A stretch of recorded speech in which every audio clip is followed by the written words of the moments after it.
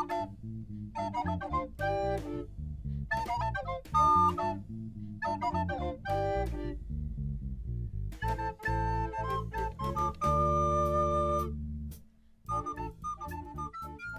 I'm Gail Street and welcome to Paths to the Present. Today's focus is the National Park Seminary in Forest Glen. It's kind of an update, really, because in 2000 we did a story on that property, which at one time was a school for girls. We even located a former alumna.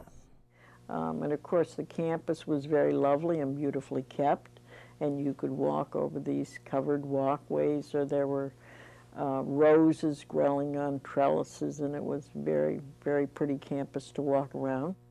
When we produced that show, the Army owned the complex, but it was hardly used and suffering from neglect.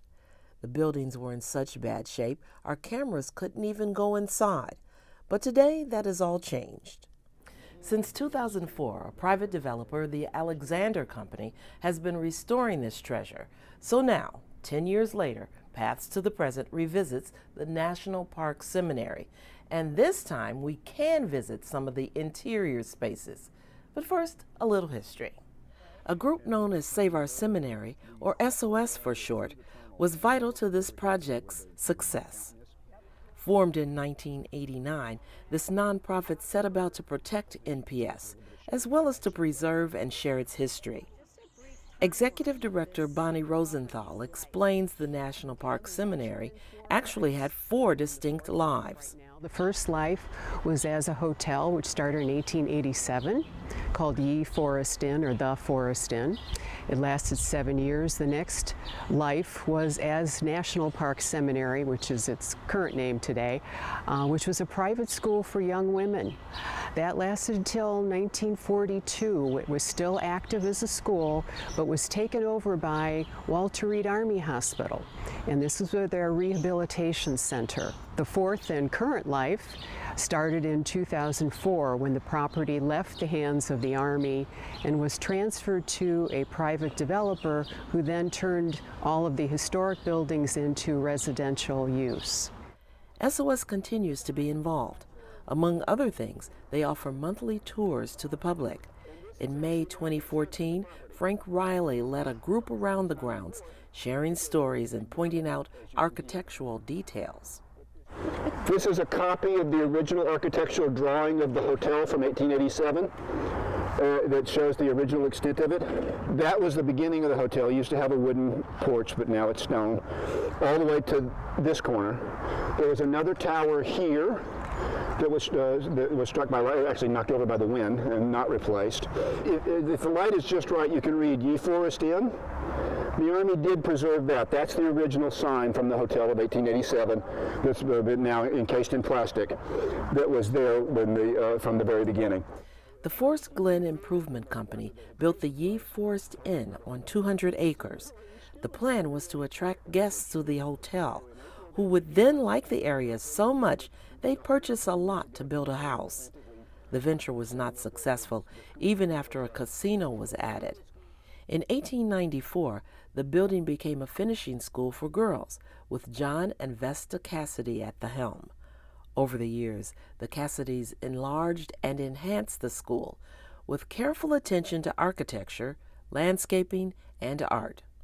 I'm not sure exactly when the Porch of the Maidens became the Porch of the Maidens, but these are cast stone. These are made of concrete, essentially painted, and you can see that they were placed on their pedestals. That's old stone. They are caryatids. They really are holding up the weight of the porch. The sculpture committee of SOS is in the process now. We're raising money to get those restored. So it's called Adopt a Maiden, and once we get them all adopted, we'll have a company come in and fix them for us. Probably the most unique structures added by the Cassidys were the 8 sorority houses where the girls socialized but didn't live. The American Bungalow, the Dutch Windmill, the Colonial House, the English Castle, the Japanese Bungalow, the Swiss Chalet, the Spanish Mission, and the Japanese Pagoda. It's a fairly authentic pagoda with odd number of levels. The Army enclosed that upper portion to make it into a bedroom. It used to be an open porch when the girls were there. As far as we know, the 4 lanterns came from Japan. We think those are authentic. We don't think they're ancient, but they're authentic. It became, of course, the Chinese pagoda on December 8th, 1941, the day after Pearl Harbor. Nobody wanted to live in the Japanese pagoda. It was Army quarters. It had one of those glider porches, and they built a white picket fence around it and made it look very much like something from Illinois, not from Japan, during World War II. In 1916, the school changed hands. The new owner, Dr. James Ament, continued to expand the property, first adding a lavish president's house for himself. So this is Dr. Ament's modest home. That's the original fireplace. There's a picture of what this looked like in Dr. Ament's time. And if you look up in Dr. Ament's day, you wouldn't see a ceiling, you'd see this. That little balustrade doesn't go anywhere. It's just so that you can look down from up above onto the folks who are down here. So it's just a circle cut in the ceiling. When they redesigned it, of course, they did that particular element got lost because it's somebody's floor now. This is, of course, you can't go upstairs, but that's where the stairs were.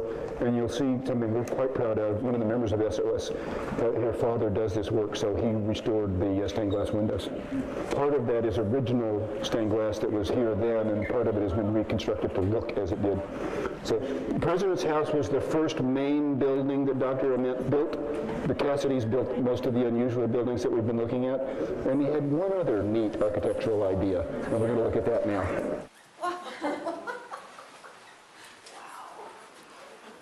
Come on in. Come on in. Don't be shy. We got the whole room to ourselves. Welcome to Ament Hall, which was the official name of this particular building when he built it. Dr. Ament actually designed it. It was completed in 1927. Prior to that time, the dances were held in the gym. After 1927, the dances were here. In the early years, it was just girls dancing with girls. In later years, including when Dr. Ament was here, they started inviting boys.